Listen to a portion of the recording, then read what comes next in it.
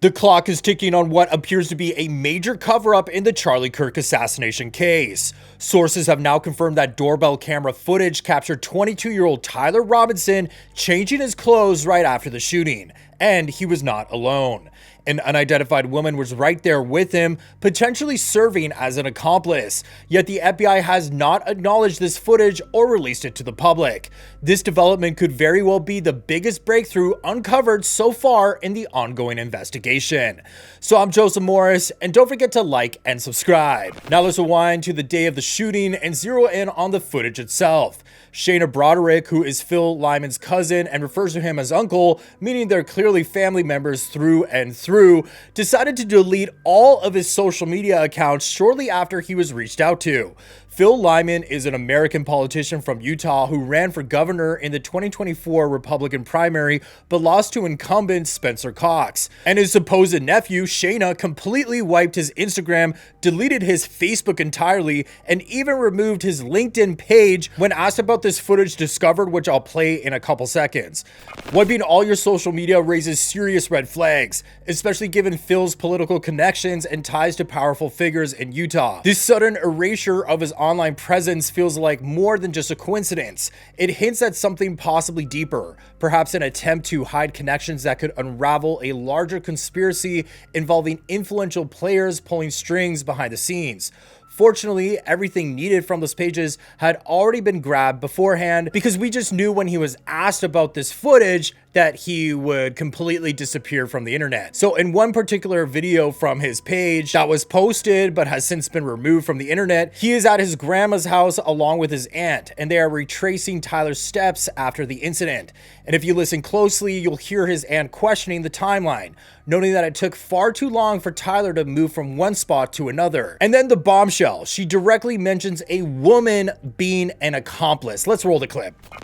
If you time how long it took him to get from that little part over to here, was way longer than it should have been. So I wondered if the girl had given him stuff, like if there is an accomplice. Sorry, you're filming. And it said right here, that picture from Sam's across the street, he was right here. Yep. So just to be clear, those subtitles are wrong. It's just that's AI. She's saying, I wondered if there is an accomplice. Okay. I wondered if there is an accomplice, which we should edit that, Chris, when we re-release that. And then somebody says something, and she's like, sorry, I didn't realize you were filming. So the point came out loud and clear.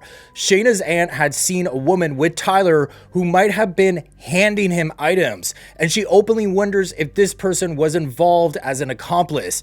This unidentified woman's presence in the footage, combined with the FBI's refusal to acknowledge her, screams of a deliberate effort to bury a critical piece of the puzzle.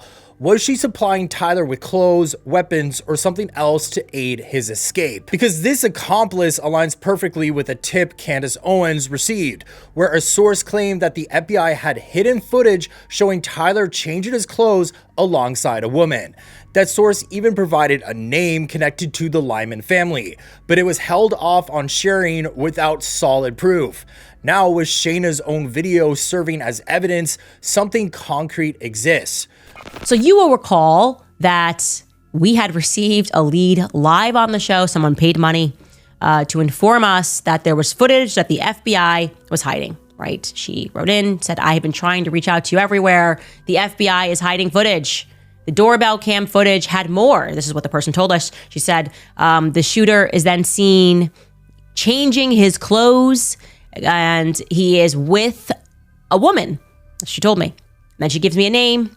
And that name was another Lyman family member. And that's when my spidey senses started tingling. I'm like, okay, this is a lot of Lymans now. Phil has been forthcoming about the fact that his family owns much of the land surrounding Utah Valley University, where the shooting took place. So in theory, he should be able to access the raw footage from his relatives if he chose to.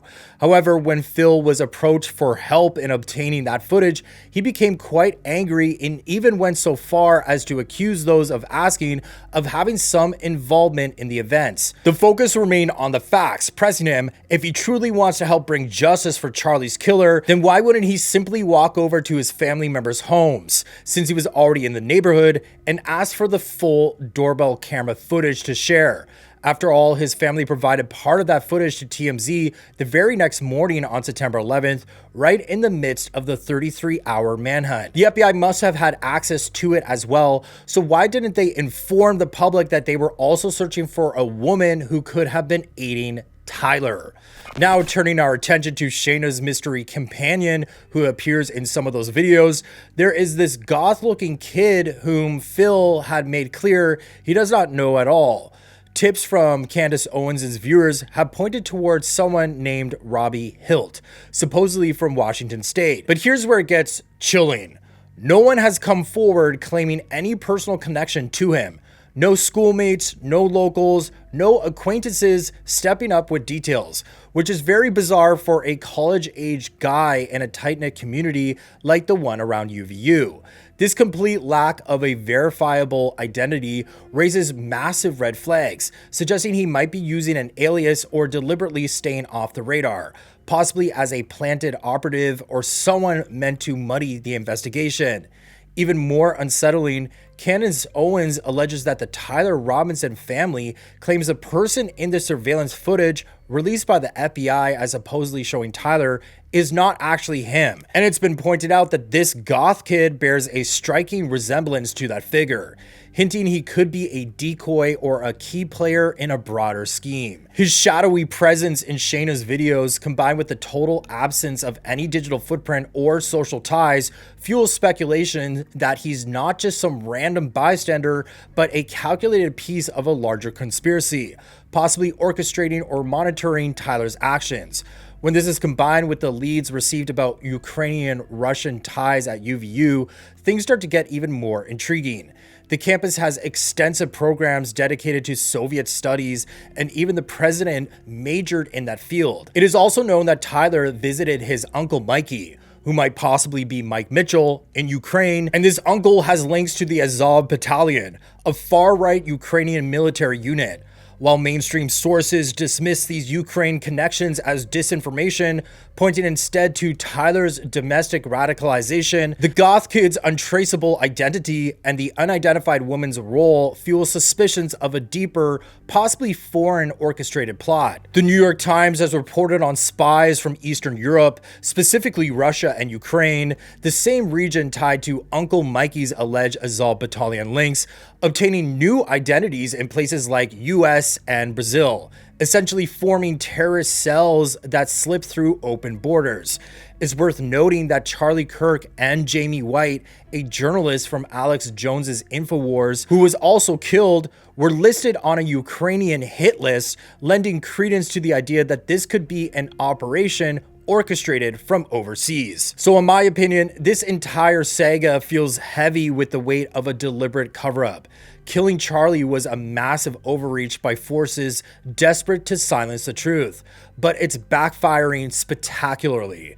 The unidentified woman in the footage, the goth-looking kid with no verifiable identity, and the murky Ukraine connections point to a conspiracy that could span borders, with the FBI's silence only deepening the suspicion. By unraveling these threads, Charlie's fight for authenticity in a world full of deception lives on. Fake narratives always crumble, and real justice endures no matter the obstacles. If you enjoyed this video, please hit like and subscribe, and leave a comment because I try to read every single one. Bye, guys.